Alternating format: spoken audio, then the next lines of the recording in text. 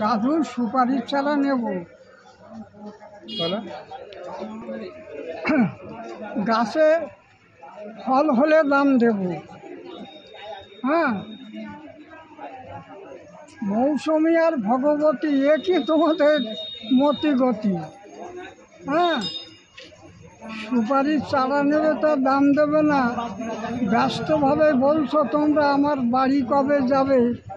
একটু চিন্তা করে বলছি আমি সঠিক উত্তরটাই, আমার বাড়ি কবে যাবে তোমরা দুজনাই। বারুইপুরের মেয়ে তোমরা, সত্যিই তোমাদের কথা শুনে আমার লাগলো বড় মিষ্টি।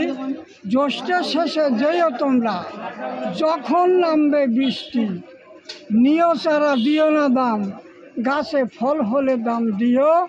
আমার বাড়ি যেয়ে তোমরা মিষ্টি আম খেয়েও। আর একটা কথা বলি শুনো, আমার কথা শুনে রাগ করো না জানো।